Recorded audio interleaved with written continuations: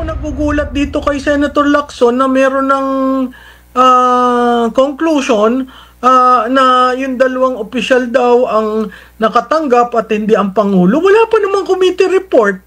Hindi ko naman maintindihan kung saan niya pinagkukuha yung mga sinasabi niya.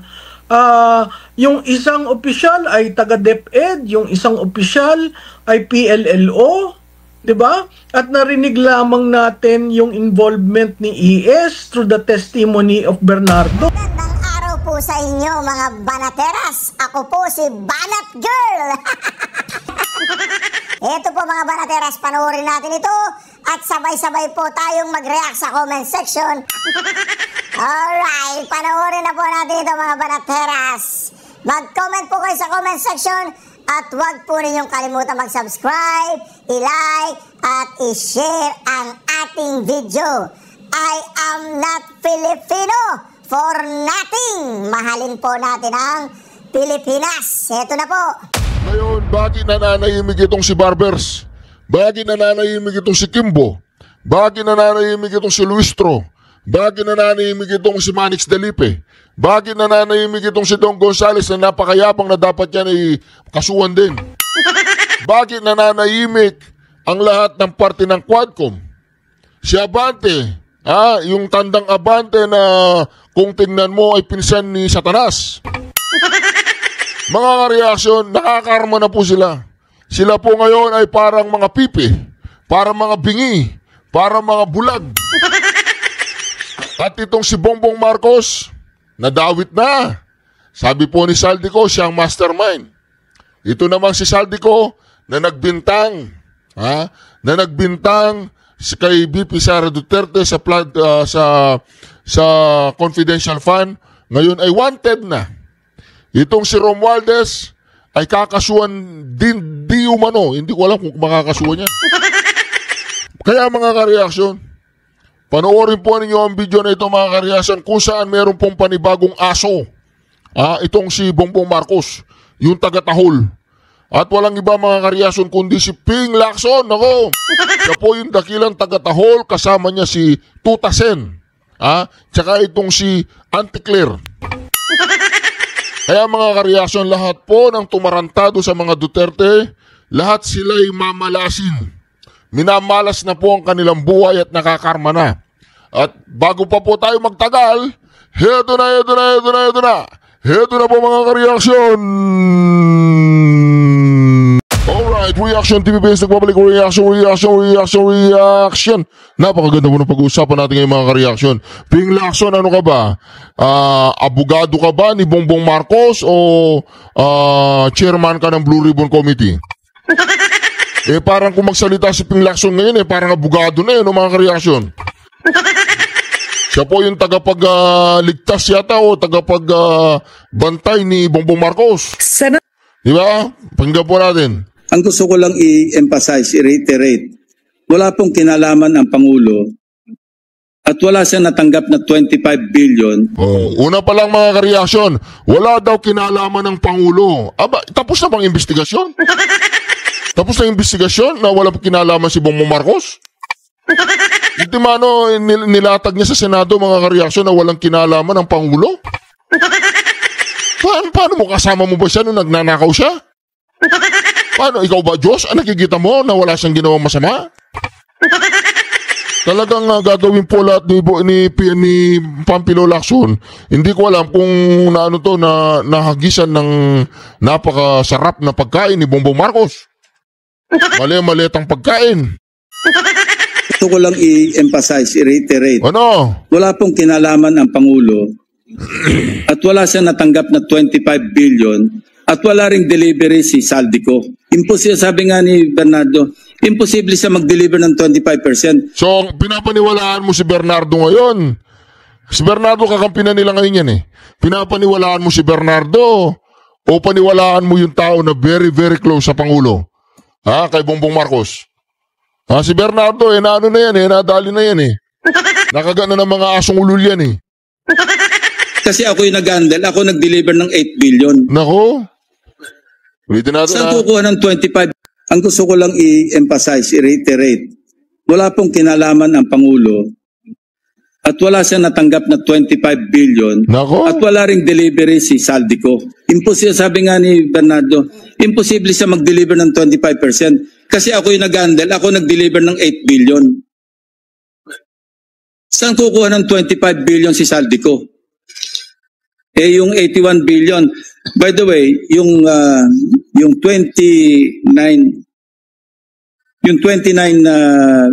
billion na kasi 81 minus 52, hindi ba? Yun daw, ang nag-asikaso rin noon, si Tragib Olivar, along with Secretary Bunuan and the others, rumekta na sa mga kontraktor, rumekta na sa mga RD. Wait lang po kayo ha, babanatan ito ni Senator Marcoleta. Wala daw kasalanan si Bongbong Marcos. Antimano, pinalunan niyo yung martilyo. Wala kang kasalanan. Not guilty ka. Ganon. Ano ka, Ping? Ano ka ba? Legislator ka ba? Judge? Lawyer? O tagapagsinungaling ni Bongbong Marcos? Kasi maraming tagapagsinungaling si Bongbong Marcos eh. Oo, pag-i-comment nga po sa comment section yung mga tagapagsinungaling ni Bongbong Marcos na kilala nyo. Rekta na sa mga DE. Hindi na niya napakalaman. Ang nahandle niya lang daw, 52 billion pesos worth of projects ng DPWH. Nako. Kasi the rest, 19 other agencies. No. Out of the 81, yung remainder, Olivar again, along with Bunuan, hindi dumaan sa kanya. No. That's how the syndicate worked, Mr. President. O mag-iimbestiga pa lang eh. Ayun. O bakit inunahan mo na ano sabi? Absolutely. Absolutely untrue and false. O baka tayo, baka ka kumailigaw na naman. Hindi natin sinasabing may kasalanan ito o may kasalanan. Pero pakaiwasan natin na magbigay ng sariling opinion na para bagang alam na natin ang pangyayari. Kaya tayo minsan napupunta kung saan-saan eh. Kasi nga naman sa yun daw ang another supplemental affidavit, di ba?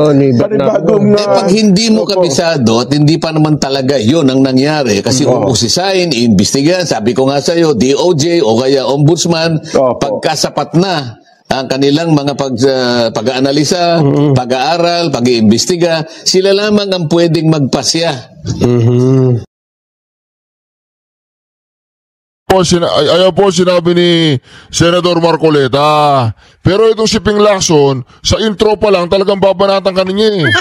Walang kasalanan talaga si Bongbong Marcos eh. Ang gusto ko lang i-emphasize, i-reiterate. Wala pong kinalaman ang Pangulo. Oh, di ba? Ayos na ayos ka, Kuratong. Ayos na ayos ka. Di ba? Takot na takot sila kay Inday Sara. Takot na takot. Kasi mga kareaksyon, alam naman nila na sooner or later, sooner rather than later, bababa si Bongbong Marcos.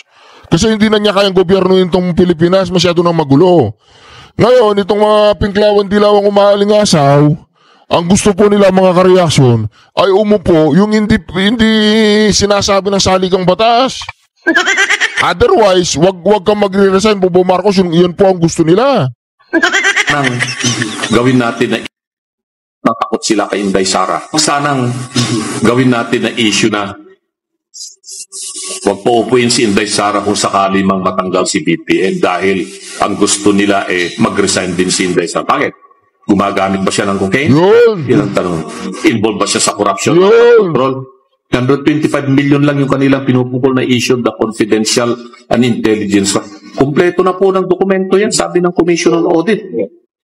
Wala pong corruption. Kumbaga, confidential na pinapalaki lang itong mga issue ito na talagang takot na takot sila kay Inday Sara na siyang susunod na Pangulo ng Pilipinas sa 2020. Yun lamang po yan. Ako, napakano po nun mga kareaksyon ha. Yung takot po nila mga kareaksyon talaga naman. Yung takot nila talaga naman. Grabe po yun ha. Takot sila kay Inday Sara. Before we talk about where is Orly Goteza, I want to ask you first about your reaction with the resignations of Budget Secretary Bersamin, Budget Secretary Mina Pangandaman, Executive Secretary Bersamin, Senator Panfilo Lacson giving a privileged speech already saying that they were collecting money without the knowledge of the president. Well, first of all, Karen, IPT, Executive Secretary Bersamin and Secretary Amina, because ang feeling ko, all this emanates from the President. The power of DBM Secretary Abina comes from the President, Executive Secretary Lucas Bersamin. The power that he has as Executive Secretary comes from the President. So parang malabo sa akin yun na biglang itong dalawa yung tinuturo, no? And I would think, okay, sige, sinabi na. Yusek Bernardo said, ito yung ginawa nila based on the letter given to Senator Lacson. But I think it's time for them, Executive Secretary Bersamin at saka si Secretary Amina, na magsalita. Ano ba talaga yung nangyari? How did this happen? How can 100 billion, di na tayo nag-uusap ng million ngayon, escape the President? Yan ba'y inutos sa kanila, as stated by Saldico? O ito ba talaga ay ginawa lang nila as part of the scheme? Because you have to understand, in the end, they will be the fall guys. Nung una, ang fall guys is Saldico.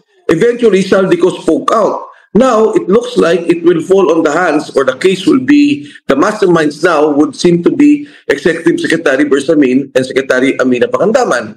So, tingin ko, dapat silang magsalita and liwanagin ng itong issue to. It's a question not just of governance, but their reputation, their names. Okay, and that's very interesting what you said na ngayon, posibleng sila na ang fall guy.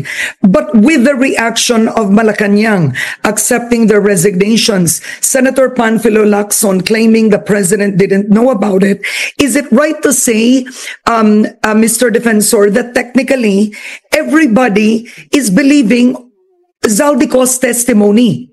They're all reacting from his testimony. Ang problem kasi, Karen, is at this point, okay, I'm not saying that Saldico is not guilty. But in that particular case of the 100 billion, makikita mo talaga, no? Si Saldico was saying, hindi ako in pera. For me, it's an admission in a legal posturing. First admission, I think it is true. That happened. Now, the fall guys being pointed to are Secretary Amina Pakandaman and E.S. Bersamin. So, hindi lang sinasabing hindi totoo. The items are there kasi handa si Saldi. May ledger siya. He pointed out the items in the bicameral report. Yun ang mahirap ngayon, mga kareaksyon. Hindi naman nag-resign itong si Bersamin. Hindi naman ewan ko nag-resign si Pakandaman, ha. Hindi nag-resign si Bersamin, pero sabi po ng Malacanang, nag-resign si Bersamin due to delikadesa. Ha? Pero hindi po nag-resign si Bersamin kasi pag nag-resign si Bersamin, isang uri ng pagpapakita na meron siyang kasalanan, iniiwasan, tinatakasan.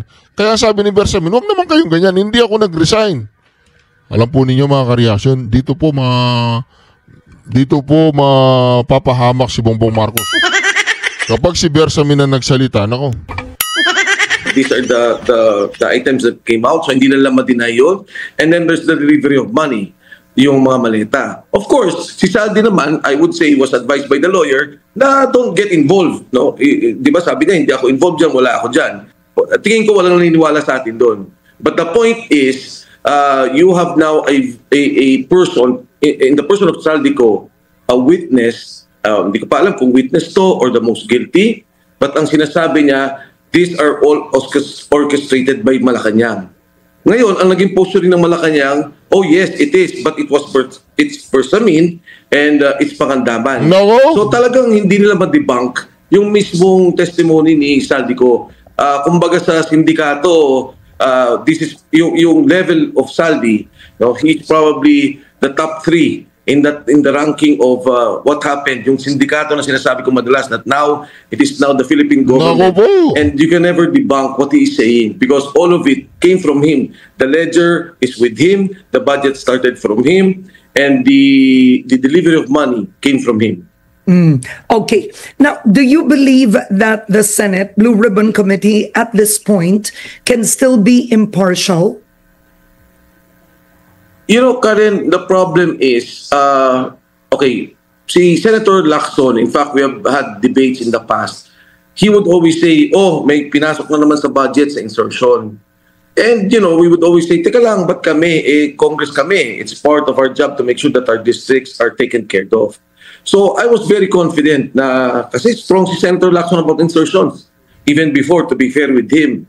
But now, what I'm seeing now is a script that they want to propagate, a narrative that they want the people to agree to or to what do you say, parang ito yung gusto na paniwalaan natin. Black propaganda po ang ginagawa ni Pampilo Lacson. Sinabi na niya kagad na walang kinalaman si Bongbong Marcos, hindi pa nga nagsimula ang investigasyon, wala nang kinalaman. Paano ka sigurado dyan? Sinabi ni Bernardo. Pag ba sinabi ni Bernardo, bading ka, maniniwala ka sa Pinky? Pag sinabi ni Bernardo, pumapatol ka sa lalaki, maniniwala ka? Wala pa namang ebidensya na bading ka. Ang problem ko dyan is that if you curtail the truth and you have your own narrative for us to follow, then for me that is wrong. Ang feeling ko, it should be whatever comes out, Diskaya, kay Saldico, ilabas nyo lang lahat yan. Never cover up for anything. Ngayon, ang masama dyan, if, well, and I've been asking si Executive Secretary Bersamin and Secretary Amina Pangandaman to come out. Sabihin din lang yung totoo. So that all of this will be ferret out. Lahat ng to malabas natin and makita natin talaga sino may kasalanan. Oo, matanong ko lang no, nakausap niyo po ba si former Executive Secretary Bersamin after he was let go? No, Karen, but I know of some people, of some circles that are already talking with him, close to him, maybe trying to convince him because in the end, you know, you've been Chief Justice. You have a good reputation, integrity established. All of a sudden, you accepted the Executive Secretary position. Maybe in his mindset, he wanted to help the country. But now your name is being tarnished. You know, your reputation ruined. And I think it's about time that he comes out. If he's not involved, and he should say what really happened and who's really involved. What about former Secretary Mina Pangandaman? Sir, have you been in touch with her? No, Karen. No. No. Yes. Okay. Now let's talk about Zaldico's testimony and Orly Goteza's testimony. Bago ko tanungin nasan si Orly Goteza, do you find similarities in the testimony? Do you feel it's a corroboration? Yes, Karen. And in fact, as I've said, many of the colleagues of Goteza, yung mga ex-Marines, no, ex-soldiers, in the future may come out. Now, in the case of Saldico, you know, at first, when they arrested, well, now I'm saying they detained Goteza. When Saldico came out, I said, oh, okay na. There's a bigger witness. There's a bigger person who came out.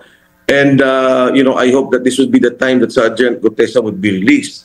Then on part 2, he said Goteza's testimony is true. And then he started talking about the delivery, and then he started talking about the maleta. So it's exactly the same. You have to understand, Karen, when Saldico comes out, and you can ask a lot of people who've worked with him, he really has a ledger. And if you recall, Senator Lacson would always say, a ledger is evidence. So when he listed it down, the money that he gave. Now, not only that, that maybe because of the big amounts that they're talking about, they also took pictures of the maletas. I understand that there are also videos and pictures. I do not want to preempt him. I do not exactly know what he's talking about. But what his lawyer is saying and what Saldico is saying is that they're ready. They have the evidence. They have very strong evidence. Goteza was only part of that because he mentioned only about 3-4 deliveries. But Saldico is talking about weekly deliveries as what Goteza was saying. Pero hindi naman siya personally involved in some of the deliveries. Pero all of it, kasama sila. Kasama si Saldi. May distansya. Oo. Now, I think it's very important, balikan natin, how did you get involved in this whole scenario? Number one, you are no longer a member of Congress. Yes. You are not in politics in any form, Mr. Defensor. No more, no? Hindi naman. Yes, no more. No more. Oo, no more. So, balikan po natin how you got involved. I know that Orly Goteza apparently was either brought to you, introduced to you. Yes, Karen. Actually, it's a friend from UP, non-political, no involvement whatsoever. And he knows Sergeant Goteza. And he said, maybe you should listen to this person. So when I met Sergeant Goteza, he started talking. He started narrating the deliveries, narrating so many other stories. So I mentioned some of them. The DOH, when they stopped the budget, may minention siya tungkol dun sa basta marami siyang minention ng mga iba-ibang parts. The media, yung mga binibigyan-bigyan daw And I'd like to clarify, Karen, talagang wala ka doon at respetado ka ng taong yun. Yeah. Pero, nung pinag-usapan namin yun, sabi ko, Sergeant Gutesa, huwag mo sabihin sa akin yan. It's better that you talk to Senator Marcoleta. At that time, he was still the Blue Ribbon Committee chairman. So, nung nag-uusap gano'n, sabi ko, sige, pagka nagkaroon ng pagkakataon, I'll introduce you to him. Karen, I was really having second thoughts. Kasi ang problema ko, I know that if even a mention of my name will embroil me in this issue. So, I spoke to my wife, I spoke to my family, sabi ko, okay, ganito, what do I do? Siyempre, problema ko naman, back of my mind, konsensya ko. If I don't introduce Gutesa to Marcoleta and not let him hear the story, parang may kasalanan ka rin sa bayan. So anyway, sabi ko, sige, bahala na. Introducing Senator Marcoleta, they spoke, and then Senator Marcoleta asked him, kasi ano na yun eh, the plan really was, and I told Sergeant Gutesa, better that you come in as a group, yung team mo. And then Marcoleta convinced him, sabi ni Senator Marcoleta, you have to speak now. Kasi yung committee hearing is about to end, and I want to hear your story. And then maybe later on, we can call the others, yung colleagues mo, so that they can also corroborate what you're saying. That morning, Senator Marcoleta, okay, when that happened, yung kwento dun sa notary, when we were talking and then he gave the salaysay, he was talking about it, nung tapos na sabi ni Senator Marcoleta, siguro Sergeant, maganda yan, Sergeant Gutesa, ipanotarize mo. Ako pa nagsabi, sabi ko, Senador, hindi naman kailangan na inotarize yan because under oath naman yung Senate. No, sabi ni Senator Marcoleta, I want us to be ready. Gusto ko talagang no question na you went there with a notarized affidavit. So yun yung nangyari. Morning, Senator Marcoleta called me up, sabi niya, Mike, pwede ba if tinanong ako, no, kung sino yung nagpakilala, pwede ko bang sabihin pangalan mo? So syempre, I told Senator Marcoleta, sige, pag tinanong, you can say my name. Yeah. But, Senator Marcoleta mentioned it na I was the one who introduced, so yun na yun. That started it. Okay. Now, ang tanong kasi dito, Mike, no, is why didn't your group or your camp ensure that Orly Guteza's affidavit, so to speak, had no problems? Kumbaga, ang nangyari is the lawyer, right, who notarized it, claimed his signature was fake. Nagkaroon pa ng problema. What happened there? Okay, when they were starting to talk about the affidavit, pinapuntahan namin. Sabi ko, ano ba yung lugar na yun? Because what we did was just to Google where there is a notary public. So they went there, si Gutesa went there, pina-check ko. It's a 24/7 notary public. Oh, it's like a notary basic public. Yeah, what you see when you go to Manila City Hall or Quezon City, ganun. But the problem kasi with the weight of Guteza's testimony, with the weight of his testimony, his life could have been at stake with that testimony. Don't you think it would have been more prudent, more responsible to bring him to a legitimate law firm instead of a 24-hour notary public that a lawyer saw his testimony, would sign off it? I mean, Mike, you are well connected. No, you're talking, Karen, this was 6 p.m. Okay. When we finished. We were in Manila. Okay, and so you have to have it notarized where you made it, where you crafted it. And then the hearing was at 9 a.m. the next day. So, what happened was, we said, okay, you have it notarized. Pero ang point ko naman, and this is what I raised to Senator Marcoleta, even without a notarized affidavit, okay na yun eh. That would have stood in court. In fact, even now, it doesn't debunk or it doesn't make the affidavit null and void. Pero kung titingnan mo, they made an issue out of it. Diba? Kasi doon nga ako nagulat eh. Parang all of a sudden, Guteza's testimony is being questioned. Yeah. Instead of it being investigated, what is the truth in this? Diba? No one questioned the notary public of Alcantara, of Bryce Hernandez, of everyone else. It's only this one. So, okay. So, Karen, I agree. Pero for me, para alam mo, Karen, ang tingin ko dyan eh, when Senator Marcoleta was talking about it, I said, alam mo, Senador, parang gawa na rin ng Diyos to eh. They started talking about the notary public. They boosted it in social media. Everyone was talking about it. It became known, and the lawyers are now coming out and saying, hindi, it stands in court. Wala yan. It's immaterial to what he said in the Senate committee hearing. So Okay. for me, okay na yun. Oo. So, Mike, what happens to Orly Guteza now? Because it seems that you have Orly Guteza who came out, and then you have Zaldico. They have similar testimonies that can corroborate, but Orly Guteza is detained. Does he even have a lawyer? Okay, Karen, initially, like what I said, in the affidavit of Orly Guteza, and you can check the Senate committee hearing, Orly Guteza said, in the last part, sabi niya, I'm applying in the witness protection program of the government. Yeah. Yung una. And then in the afternoon, he said, hindi na ho, I'll just be with my Marines, yung kanyang Okay. grupo. Oo. So, ako talaga, no direct contact with him. Oh, really? Just- Until wala. today, you have Until no today. contact with him. No. So it's just relayed to us. Yung family niya, yung may mga kasama siya would relate to us. Kasi yung mga ex-Marines, yung mga buddies niya are still, may contact with him. They can see him, they can talk to him. So what they do is they give him a phone, they give the phone to the wife, nag-uusap sila.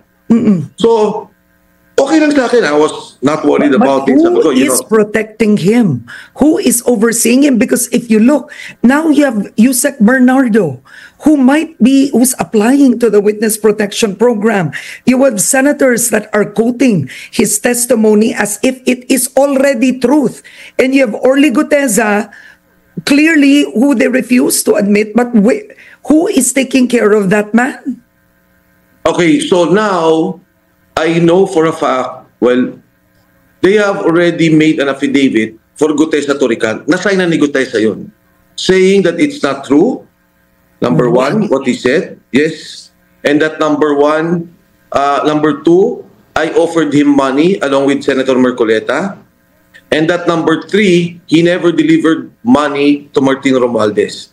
They have an affidavit already signed by Sergeant Gutesa. Hindi pa yun. But did he do it? Are you Yes. sure he signed it? Yes. You know why? Because later on, not now, we will be showing why we know that he did it. At meron na rin siyang video of him reading the second affidavit, the recanted affidavit. So, the message of the wife of the family is now, talagang ano na siya, he's now detained. Hindi na siya protected. Before, protected. And then, eventually, later on, detained. He cannot even get out of where he is. Okay, when Saldico came But out... on what charges can they detain that man? There are no charges. I don't know, Karen. There are no charges. Yeah, but does he have a lawyer?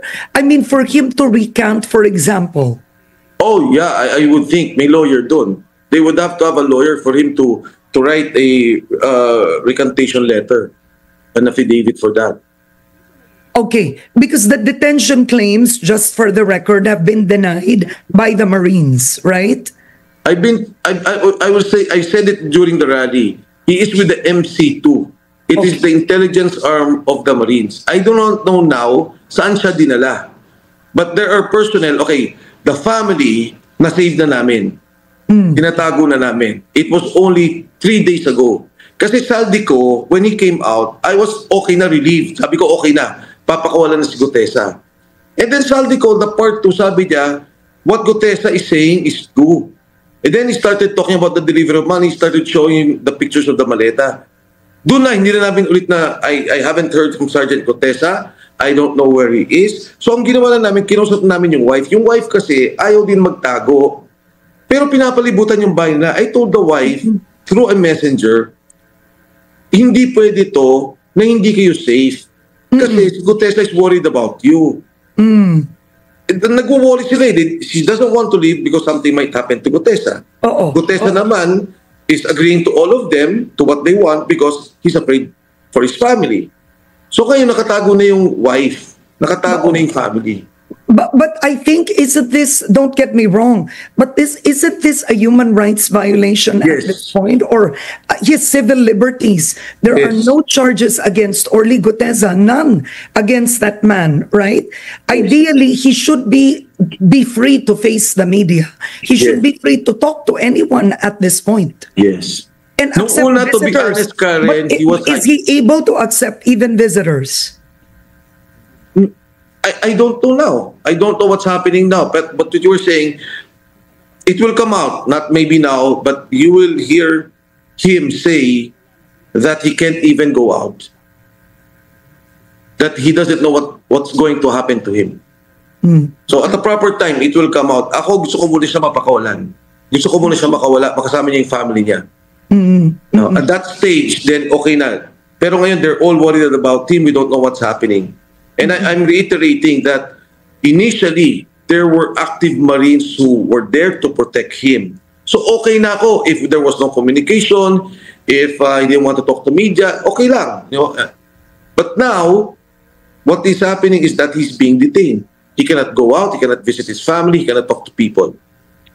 Okay, and more than that is the recantation.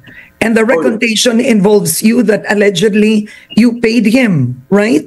Well, the exact wording was, I offered him money to say those things. Senator Marcoleta and Senator Defensor offered him money.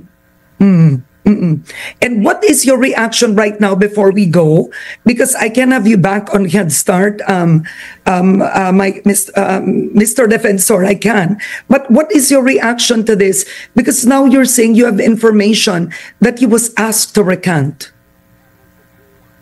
I was surprised, but I also know, initially I was thinking, and if you look at all my public statements, I've always said, ikulong nyo iimbestigahan nyo si Saldico, imbestigahan nyo si Martin Romualdez. Consistent ako dyan.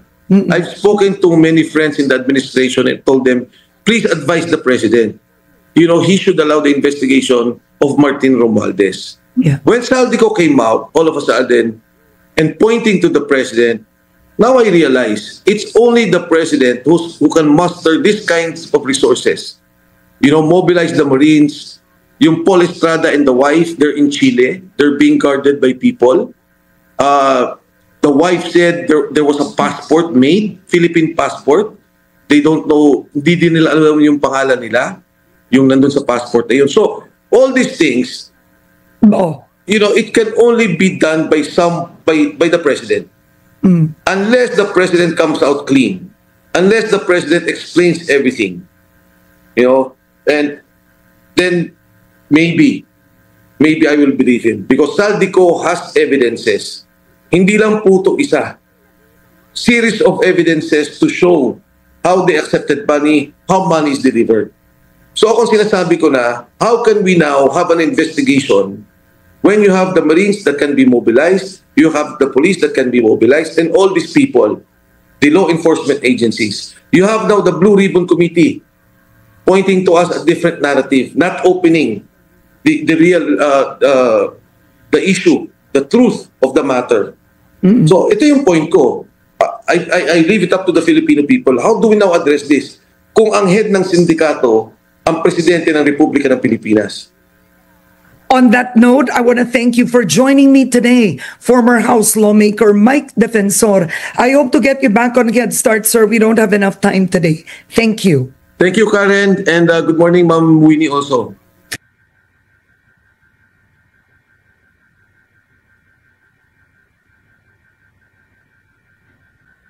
Senator Ping Lacson, in his privileged speech, said that Bersamin, Undersecretary Bersamin, Undersecretary Trijiv Olaivar were in effect collecting.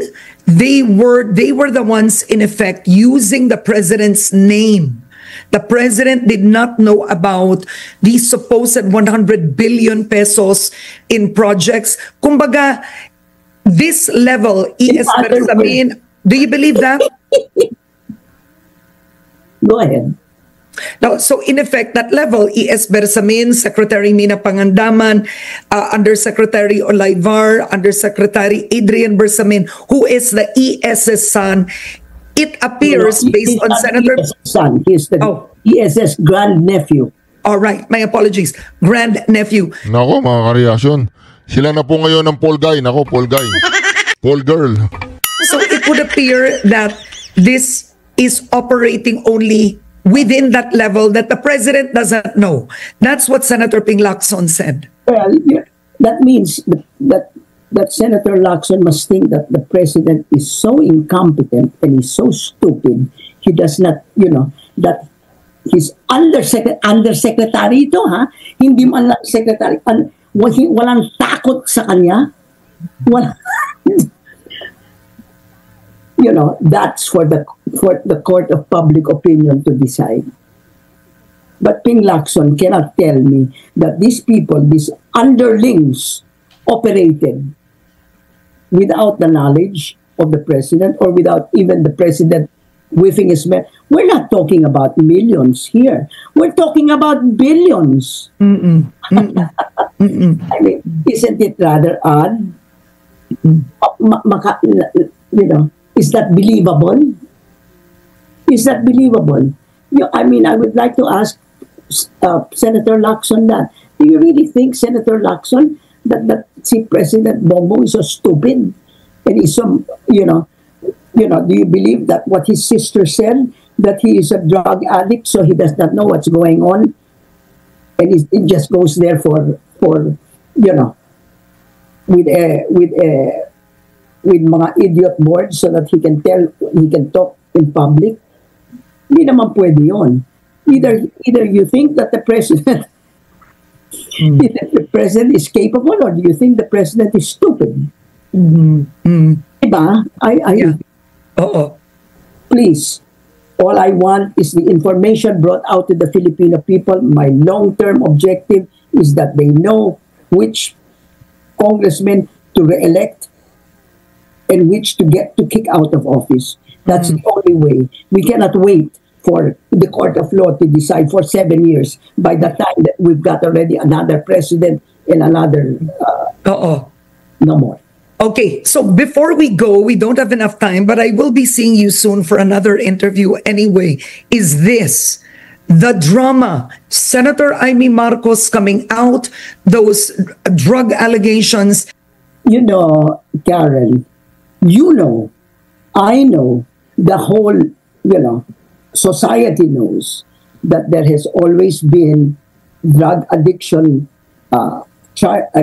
statements made against Bongbong and his wife. I mean, so many people say that they've seen it. It's not as if we don't know, right? What Amy did was tell the people what we know privately. Don't you think? Do you believe that was fully the truth? And Senator Ping Lacson said that was un-Filipino. Since time immemorial. Amy asked Duterte. Didn't Amy ask Duterte not to bring Bongbong's name out? Because Duterte knew that Bongbong was an addict. Hindi ba? I think we all, not everybody, but people in a certain level circle, society. maybe because I don't have personal knowledge, and I doubt if you do. I don't think you would be in the same circle. Well, because I don't take pot or I don't take drugs. But I know people who do take drugs and who then say, yes, they are, oh God, for heaven's sake. Karen, what Amy said in public is something that we have known in private and which President Duterte talked about, which even Amy talked about before. So we all know that this has been for the past 10 years. This has been all over the place in certain circles that the president and his family, well, at least the president and his wife, partake of this. I think it's cocaine. taking cocaine. Okay. That Amy brought it out. I mean, if but does this help? I mean, does this help the economy? Does it? Because with these allegations, the president was elected anyway, right? And Malacanang has said it has been proven. Go on. There were no public charges. That's why that's why Amy went. I think Amy went to Duterte and said, "Please don't include his name," or something. In other words, Amy was complicit in electing her brother, who she knew was taking drugs. I don't know whether he's an addict or not, but he's been taking drugs. Maybe he takes drugs for, what do you call that? Yung taking drugs for entertainment or whatever. Yung not serious. I don't know how serious an addict he is, but definitely he is more an addict than Laila De Lima ever was. Laila De Lima never took a single bit of drugs, and she was considered a drug queen. Diba? Oh, I think to close is, because we don't have enough time, we're actually over time, is this family fighting, the investigations, all of this. How does this affect the economy? And I'll be honest, his own administration. You know, let all the truth come out. Truth never hurt anybody, but truth never hurt a country. Knowing the truth is better.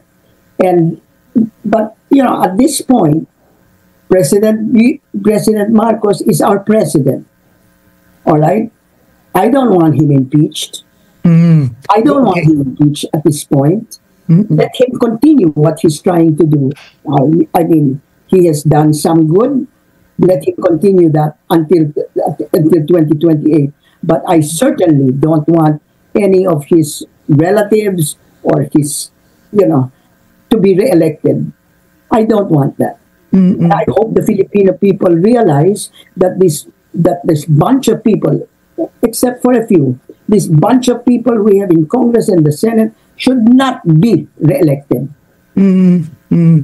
They're all involved. My God. All right, but I think to close, you do say one thing. Regardless of how you feel about the investigation, you say one thing because your voice is influential, is you don't want the president impeached. That's one thing you're making clear today. Who is going to be the president? Just ko po naman, let's not go from the fire to the I don't know, what is that term? Let's not go from the frying pan into the fire. Diba? Let's just get this done, whatever we can do at this point, and the president can do a lot at this point. If he doesn't want to get Martin involved, well, we will go ahead with all the rest, right? Because just because he doesn't want to get Martin involved doesn't mean that we're going to stop the rest of the investigation. But eventually, because of the investigation, Martin will have to get involved at some point because he is the head of the lower house, like Jesus Cordero was the head of the upper house, hindi ba? So it will get there, whether the president likes it or not. All right. Okay. Over his dead body. Hopefully not over his dead body. But let's get the truth, and let's get the Filipino people to know the truth so that they can kick these rascals out. All right. I apologize. We're now over time by 7 minutes, but I want to thank you so much, former NEDA Secretary Winnie Monsod. Thank you for being on Head Start. I'll see you soon, ma'am. Anytime. Magandang araw sa iyo, mga kabagsa. Kayo ay nasa Iparas kay Paras. At ito ay inyong lingkod, Ado Paglinawan, na nagbubungad ng pagbati para sa aking kaibigan na si Eli Saludar. Magandang araw po sa ating lahat. Ating abogado na si Magandang araw sa ating lahat. At ang ating sekretary. Magandang hapon po muli sa ating mga mahal na mga kababayan na sobra-sobra na nagdudusa dahil sa kabulastugan itong ngayon hindi na siya bangag na presidente, magnanakaw na presidente, sabi ni Saldico. 25 billion ang kinobra na komisyon. Cut. Ha? Pero lumilitaw na mismong si Senator Ping Lacson nagkumpirma na talagang merong yung 100 billion pesos na binabanggit ni Saldico. So totoo. Kaya lang, ang kanyang version ay wala raw di umano kinalaman ng Pangulo. Ginamit ang kanyang pangalan. Parang masyadong malaki yun, Sek, na gamitin mo ang Pangulo, yung pangalan, tapos bilyon na ng usapan. Kung ganon, kung totoo itong kasinungalingan ni Lacson, kung naging totoo, pero mo, kung noon pa lang sa binanggit pa lang ni Saldi, kung di ba nag-ulbaroto na yung presidente, baka sinapok na niya yon si Adrian Bersamin. Sinapok na niya yon si Pangandaman. Kasi how can you accept the fact na ginamit yung pangalan if itong kagaguhan nitong Ping Lacson, ang version niya ay magiging totoo? Sabi ni Bongbong, I will not dignify. I will not dignify. Pero tinignify ni Lacson. Tinignify ni Lacson. Alam mo, with due respect, kasi kung natumbali rin senador. Grabe naman yung mga... Siguro, with... allegedly, baka ako, kumubra ito ng kalaki-laking support during the election. Kaya, talagang may utang na loob siya. Maski baluktot ang kanyang mga dinadaldal, pinipilit niya parang indifference to the favor that Marcos gave him. Secretary, tumaas ang salary niya. Bakit kaya? From 59 billion to 200, almost 250 million. Yan, ano yan? Times 5. Red flag yan. Mataas masyado ang At increase. hindi niya dineclare kung anong source. Sabi lang niya, negosyo. Negosyo Anong klaseng negosyo kayo? Tsaka real estate, tsaka trading daw. At tsaka Ano kaya ang trading? Nalaman na ano pala ito, empleyado pala nito ni Ricky Rason. In the interim na hindi siya senador, mayroon siyang bata na nilagay dyan at malaki daw sweldo, so baka naghati-hati sila ng sweldo. Pero going back, Sec, as a senator and head of the Senate Blue Ribbon Committee, tama ba tong kiniklear niya si Presidente and then inventing a story like this? Bakit hindi tama? This is unethical. Can you imagine, nagpipilit ka na bumalik pagka-chairman ng Blue Ribbon Committee? Kunyari, hihiya pa siya, hihiya. After the... Patampo-tampo pa. Pero, gusto naman pala. Kasi may agenda. Tapos ngayon, yung Adrian Bersamin daw ang may insert. How can an undersecretary have the capacity? Baka sampalin ni Saldi yan. Pag sinabi ni Bersamin, Saldi, i-insert mo nga ito. 100 billion. 100 billion, insert mo. Sino na gano'n yan? Hindi, naisip ko lang baka magandang i-insert yan. Pwede ba yan, Parinelli? Pero di ba binabanggit kasi sa version ni Saldico na sinabihan siya ni Pangandaman at ni Adrian. Si Pangandaman na confirm mo kay Adrian. Kasi si Saldi hindi gagalaw yan kung talagang walang klarong utos sa taas. At niliripay niya sa undersecretary. Tapos doon ay itinimbre niya kay Speaker. At saka si Speaker, he gets what he wants. Yes. Di ibig sabihin. So, klarong-klaro na hindi hearsay. Kasi alam mo, kung ibatay natin sa role on agency, which is nasa sales yan kung kumuha ka ng kurso sa sales sa law school,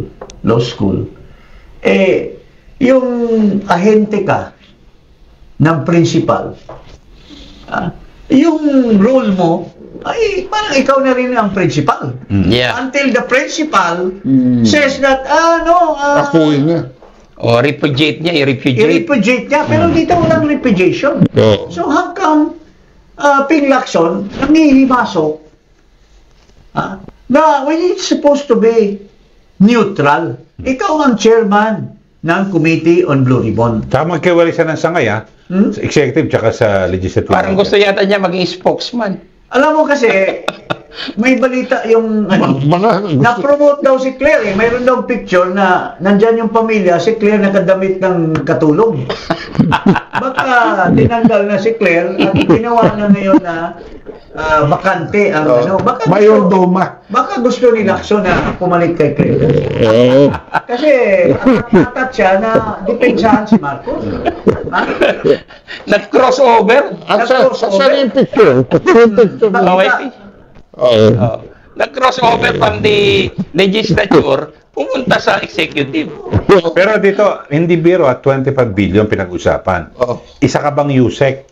Maglalakas loob ka na gamitin ng pangalan ng Pangulo. Tapos ang Pangulo at ang Speaker magpinsan. So hindi pwedeng gano'n, malalaman kagad, maamoy kagad yan. At saka hindi lang ang kiniklear ni Saldi, hindi lang isang tao. Una, si Pagdanganan. Pangandaman. Si Pagdandaman. Pangalawa, sabi ni Pangandaman, you clear it with Adrian kasi sila magkasama ni Adrian Bersamin. Dati si Mendoza ang PLLO. Pinalitan ni Bersamin. Ano ba ang PLLO, Sec? Para malaman ng tao. Legislative Liaison Office. Anong role niya? Ang role niya, may direct hand siya kay Presidente. Kasi, the President passed through him all his request for priority bills. Teka muna. Hindi ba naging PLLO ka? Yes. May direct link ka ba kay Duterte? Yes. Kaya nga pinromote nga ako after presidential political advisor. Because maybe he trusted me because napapasa ko lahat ng halos na mga priority bills ni President Duterte when I was in the PLLO. So ito, ang role ng PLLO, direct yan kay Presidente. So this is related to parang legislation na rin ito Kasi you are passing the General Appropriations Act. So parang pinapush mo yung legislative agenda ng Presidente. Yes, yan. Tama. So, siya yung binigyan ng task ni President na so, nung kinlear ni Saldico dito, hindi lang siya nag-clear dito, nag-clear pa siya sa amo niya na si Romualdez, who is very close to the President. Yes. Saka nag-meeting daw sila sa Aguado Nag-meeting pa, together with Bersamin. Hindi ko nga alam bakit yung Jojo Cadiz hindi pa nag-resign. Kasama sa meeting. Kasama sa meeting. At saka si Cadiz. Siya ba ang nakinabang? Si Bersamin ba nakinabang? Si Pangandaman ba nakinabang? Sino tumanggap ng 25 billion? Sila ba? Bakit inignore ni Lacson yung statement ni Saldico? Napaka-myopic yung kanyang analysis.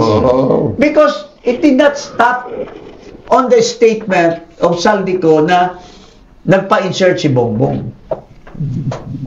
After nagpa-insert, noong nag-materialize na yung mga projects, kumuha ng komisyon si Saldico at diniliver kay Bongbong. Sa Aguado. Hindi lang sa Aguado, meron din sa Port.